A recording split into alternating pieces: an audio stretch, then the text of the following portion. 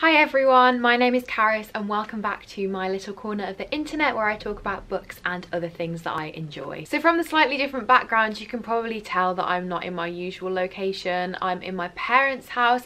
I actually massively prefer this background to the one that I'm working with back where I live for work. It also feels really weird because I used to film my booktube videos in front of my other two bookcases, which are like just to the side of me, but I actually think this is way better and I don't know why I didn't used to sit here back in the day, but oh well. I realised when I came back and bought some of my recently read books back with me to put on the shelves that they were overflowing. I literally could not fit this handful of books onto them, and I decided that I needed to do something about that and probably go through my shelves and get rid of a few books. I've got about 25 things here, so I think I've done pretty well, and I'm just going to pull them out of this bag that I've got next to me in the order that I put them in. Basically, it's not in any particular order, and I'll just briefly talk about each thing and why I've decided that I'm going to get rid of it. So very quick one to begin with, I have The Little Book of the Mind. I got this during my freshers week at uni. I think it came from the Waterstones stands. They gave us like goodie bags. It was either that or it was in my welcome box when I moved into my room. I can't remember because it was 6 years ago, but I had a very brief flick through of this when I was at uni. I think it would be more valuable to someone like studying psychology. The next thing I have is Witch Hunter by Virginia Boaker. I haven't read this book, but at this point I just don't think I'm going to get around to it. Witchcraft is actually one of my favourite topics to read about, but when I say witchcraft I mean I like the historical portrayals of witchcraft more than stories that are fantasy, and I think this is more of a fantasy story than a historical story about witch trials that have happened.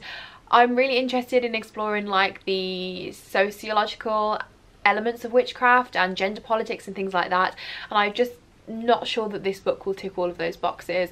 Also, this is the first book in a series and I just can't see myself getting around to this series. Next here I have Nerve by Jean Ryan. I saw the film of this back in the day and I think I quite enjoyed it, but it didn't make any lasting memorable impact on me, and to be honest I just have no desire to pick this book up. There are so many other things that I would prefer to get around to before this, so I've thought that it was best that I just gave it to the charity shop. Next I have Orange is the New Black, My Time in a Women's Prison by Piper Kerman, which is basically the real story behind the TV show Orange is the New Black. I have seen a few seasons of Orange is the New Black, but I'm just so behind at this point. It's a show that I never really considered myself a huge fan of, but I did enjoy having it on sort of as a bit of background viewing from time to time, but I can't see myself ever getting around to this book anytime soon. It's something that at the time when I was watching it a bit more avidly I probably would have been interested in, but at this point it's probably been about 3 years since I watched a single episode of the show. This Star Won't Go Out by Esther Earl is one that I read quite a while ago. It's basically a collection of journals and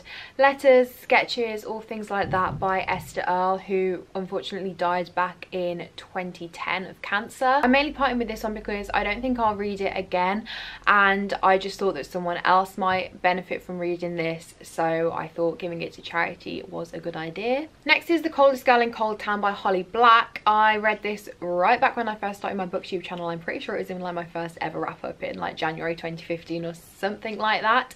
I think I enjoyed it. I don't really remember much about it, but I'm never going to reread it, and I know Holly Black is quite a popular author, I think, so I'm sure there's someone else who would appreciate this more than me. Similarly, Dash and Lily's Book of Dares by Rachel Cohen and David Levithan. I read this I think for a Christmas booktubeathon back in the day and I just enjoyed it. I'm not going to read it again, not much more to say about it. By the same authors, I also have Nick and Nora's Infinite Playlist. This just isn't the sort of thing that really appeals to me anymore, so I'm happy to get rid of it. Conversion by Catherine Howe is a book that I thought I was going to like a lot more than I did. I thought it was going to give me very strong Salem witch trial vibes because the blurb basically makes it sound like that, but I can't remember what, but there was just something about this book that I did not like, and I just don't think I need to be keeping hold of books that I didn't really enjoy when I have very limited space and so many books that I am really excited about getting to at some point. Another one that fits into that, like not really caring about it, is Why We Broke Up by Daniel Handler. I'm really sad that I didn't enjoy this one because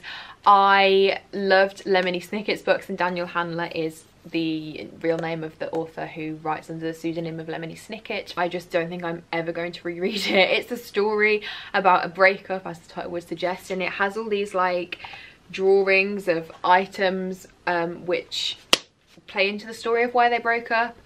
And that's a really cool concept, but I just didn't really care for either of the characters in this, I don't think, and I just didn't care about the relationship, so yeah. It's also like not the same size as any of my other books, and I never had a place for it to go on the shelf where it sort of seemed to fit. So I'm also glad to be getting rid of it for aesthetic reasons, to be honest, as shallow as that is. One that was quite popular on BookTube back in the day is Shatter Me by Tahara Murphy. I didn't like this book. I sort of enjoyed the writing style, but I didn't really know what was going on, to be honest, and I have absolutely no desire to carry on with this series, and I don't need the first book in a series that I'm not going to read, and a book that for that I didn't enjoy sitting on my shelves.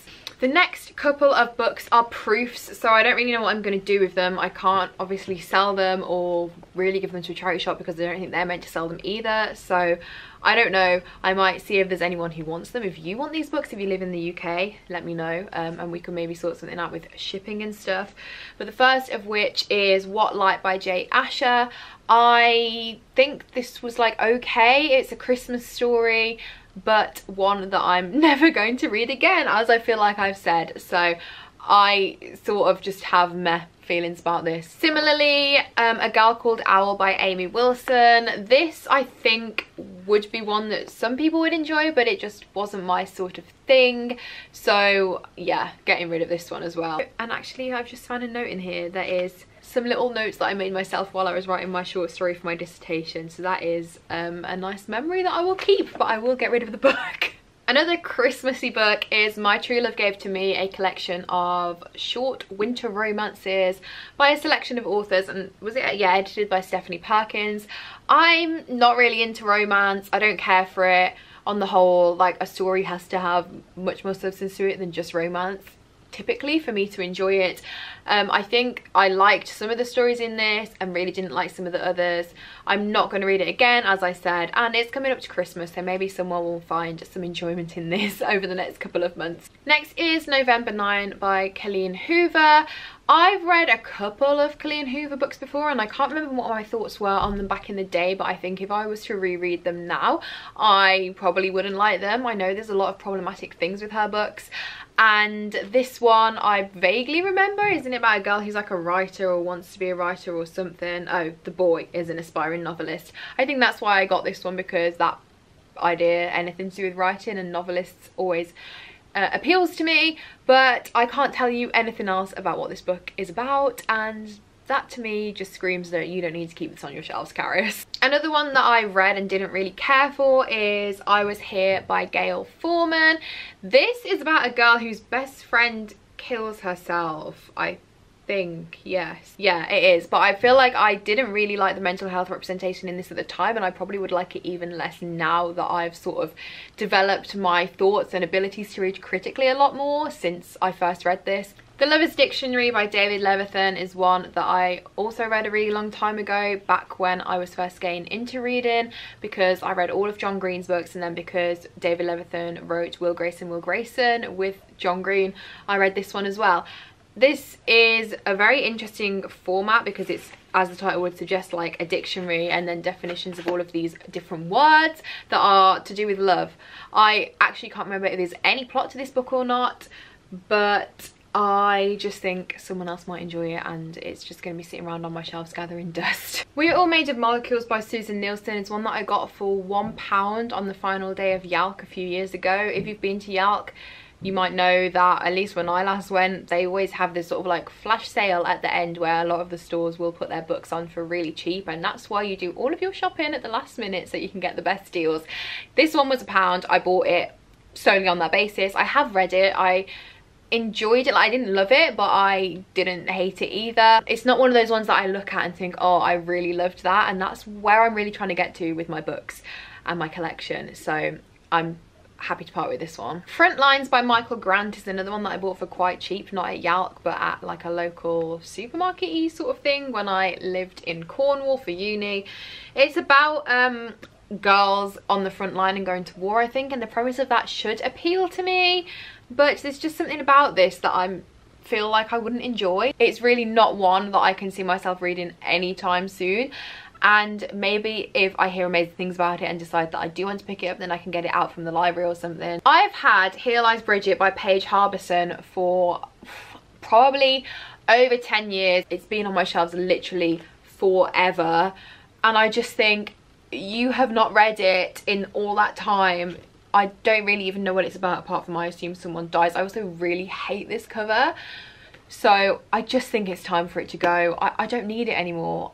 It's been too long. It's been sitting on my shelves for too long and I need it gone. Okay, the next couple of things, the books that I read for uni that I'm just not that bothered about keeping. I did have a big sort out of my uni books when I first got back 3 years ago when I graduated, because there were so many that I just was not bothered about keeping. I did keep the ones that I really enjoyed, or ones that have like a lot of meaning to me, ones that I like wrote particular things on, I guess. But looking at the shelves again and reassessing, there were a couple that I'm just like, I'm not bothered about them. They don't have any special uni memories or feels or sentiment to me, so let's just get rid of them. The first is The Water Babies by Charles Kingsley. I read this for a children's literature module. I didn't enjoy it and I don't think I wrote anything on it. I've got these tabs in it, so I clearly had some intelligent thoughts about it, which is surprising. And I apparently read the whole thing because I tabbed the whole thing, so that was good because I didn't always read all of the books. But yeah, it can go. And next I have The Bloody Chamber by Angela Carter. I can't actually remember which module I read this for. I read this at college as well, and I know it's one that a lot of people really enjoy, but I just have struggled to get into it both times I've tried to read it, and I just think I'm never going to pick it up of my own accord outside of those educational settings, so I'm just going to get rid of it. If the kids at my old college are still studying the same syllabus, then one of them might want it, so it will come in useful. Another one that I've had for literal years, probably about half my life at this point, is Girlfriend in a Coma by Douglas Coupland. This is just one of those books that has just been sitting around forever, like with Here Lies Bridget, and I just think it's time that we need to split up and go our separate ways and say goodbye to one another. I'm never going to read this. I have no interest in reading it, so bye. Vivian vs. the Apocalypse by Katie Coyle is one that I got in a charity shop when I was at uni. I had some interest in reading it at the time, but I think the moment has passed, the interest has gone. I have been struggling quite a lot to find YA that I enjoy and connect with recently, and I just don't think that this is gonna be it for me. I don't think that this is gonna tick the boxes of what I want and what I'm looking for. The Love That Split the World by Emily Henry is one that I got in an owl crate, but I'm getting rid of it because this is one that even back when it first came out I heard really mixed reviews about. I probably would never have picked it up if it wasn't for getting it in the owl crate, and it just doesn't sound like my sort of thing. Even when I first got it, as I said, I was like, not sure if I'll get around to reading this anytime soon, and as that was probably 3 or 4 years ago at least, and I still haven't got around to reading it, I think it stands true that I'm probably never going to. So someone else might really appreciate having a signed hardback book. One that I could probably be convinced to keep if people have read it and like have thoughts on it is Kook by Chris Vick. I got this in my Yalk goodie bag back at the very first Yalk that I went to, so 2015 or 2016, and it's actually signed as well but not personalized. I don't know about this one. Like, I love the cover because it's got surfers on it, and having just got back from Cornwall, like, I love being in the sea. I can't surf, but I go bodyboarding every time I go to Cornwall, and I just love it so much. I do feel like it's like where I'm meant to be, near the sea, and I had the misfortune of being born in the Midlands, literally the furthest place away from the sea in this country that I could possibly be. It's about surfers and about someone who moves to the coast, but the characters in it are 15, and I just don't know. I just don't know if I'd enjoy it. Just because it's set by the sea and about surfers doesn't necessarily mean that I'm going to enjoy it. But if you've read this, if you liked it, let me know. It is the one that I'm sort of most like unsure about whether to hold on to. One that I feel quite bad about is Otherworld by Jason Segel and Kirsten Miller. This was a proof that I got a Yalk, and I haven't read it, and I do feel quite bad because there's probably other people who would have really appreciated this and would have read it straight away. I even remember holding this at the time and saying like, oh, it's not really my sort of thing, not what I typically tend to go for, but I'll give it a go, and I'm really excited about doing so. And then of course I never got around to doing that, and at this point I can really look at this and be like, I'm not going to read it, I'm not interested in it. It's about gaming and that sort of thing, not a topic that I'm interested in. I don't game. I know there will be people who would really love this book and who would really be interested in the premise, but that's not me. Again, it's a proof, so I don't know what I'm going to do with it. Maybe I'll put it on Twitter and see if anyone wants to just pay postage for it or something. And the last book I have here is All of This Is True by Lygia de Penaflor. This is one that I read, and again, I didn't really have any thoughts about it. I didn't really enjoy it. It was really hyped at the time when it first came out, from what I remember, and I think that's what really let it down for me. It's a sort of mystery, I guess, about a group of teenagers who have this favorite author, and they get involved with her life. They meet her, they become sort of like friends with her. Oh, and then I think they realize that all the stuff that's happening in her latest book is actually like their real true lives, and she's been using them because of that, which sounds like a really cool concept, but I just don't think it was executed very well from what I remember. I didn't enjoy it, and as I've said several times now, don't need things around that I'm not going to read again or that I don't enjoy. So those were all of the books that I'm going to be unhauling. As I think I sort of mentioned, I'm going to be giving them all to a local charity shop when they start taking book donations again, because a lot of them are either not taking donations at all or aren't taking books. The proofs I will do something else with. I might put them on Twitter, or as I said, if anyone's from the UK and is interested in just paying whatever the postage is for them, I would be happy to arrange sending them to you. Let me know. But yeah, other than that, that is all for today's video. I hope you're all keeping safe and well, and I will see you again soon. Bye.